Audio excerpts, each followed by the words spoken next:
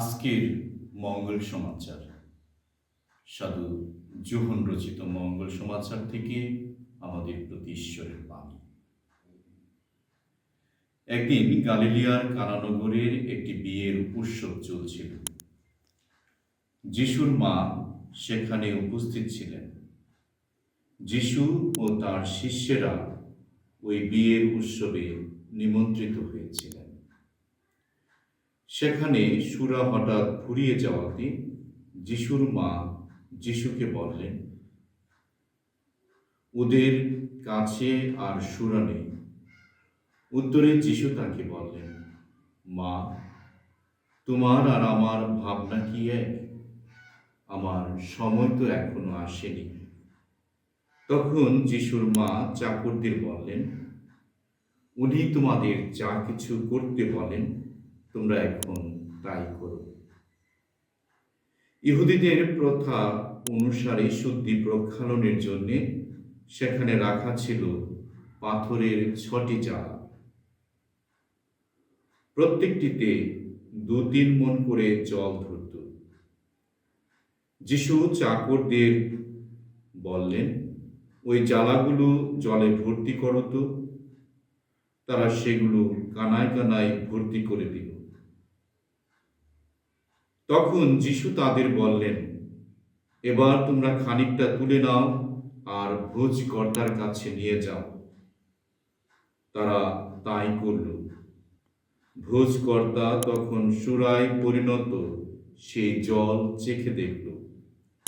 সে অবশ্য জানত না তা কোত্থেকে এসেছে, জানত শুধু সে চাকরেরা যারা সেই জল তুলেছিল।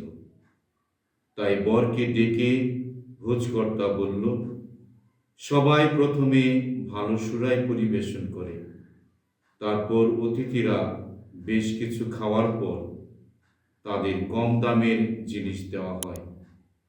আর তুমি দেখছি ভালো সুরা এখনো পর্যন্ত রেখে দিয়েছ। এটি হলো যিশুর নানা অলৌকিক নিদর্শন কর্মের মধ্যে প্রথম।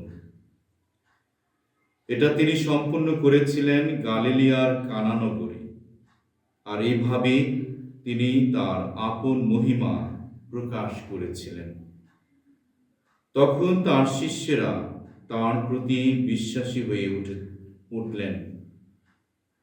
এরপরে তিনি নিজে, তার মা ও ভাইয়েরা আর তার শিষ্যেরা সকলে মিলে কাফারনাউম নগরে নেমে এলেন।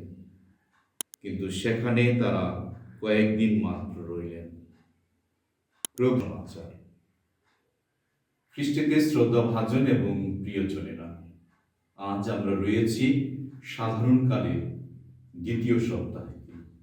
আর এই সপ্তাহের যে মঙ্গল সমাচার তা নেওয়া হয়েছে সাধু জোহন রচিত মঙ্গল সমাচার থেকে, যেখানে যিশুর প্রথম অলৌকিক কর্মের কথা বলা হয়েছে। আমরা গত এক সপ্তাহ আগে যিশুর আত্মপ্রকাশের পর্ব পালন করেছি। সেখানে উল্লেখ করা হয়েছে যে কানা নগরের বিয়ে বাড়ির যে জলকে দ্রাক্ষারসে পরিণত করা, এটা যিশুর প্রথম আত্মপ্রকাশ। আর এই আত্মপ্রকাশ করার মধ্য দিয়ে যিশু যেটা আমাদের কাছে ইঙ্গিত দেন যে তিনি সবকিছুই সম্ভব করতে পারেন। আর তা সম্ভব হয় এই জন্যেই কারণ তিনি ঈশ্বর পুত্র। তাই ঈশ্বর পুত্রের এই কাজে আমরা দেখি মা মারিয়ার একটি দারুণ ভূমিকা। মা মারিয়া সেখানে তার পুত্রের যে মিশন, পুত্রকে যে মিশন কাজে ঈশ্বর প্রেরণ করেছেন সেখানে উৎসাহিত করছেন।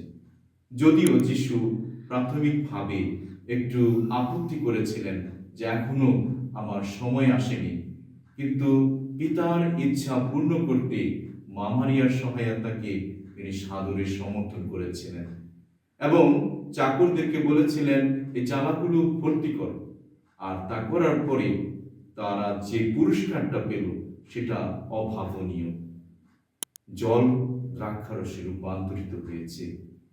এই যে রূপান্তর, এই রূপান্তরের মধ্য দিয়ে আমাদের জীবনেরও রূপান্তর ঘটাতে হয়, অর্থাৎ আমরা যেন সত্যিকার অর্থে যিশুর সান্নিধ্য লাভ করে তার উপর পূর্ণ আস্থা রেখে আমরা যেন আমাদের জীবন পথে এগিয়ে চলতে পারি।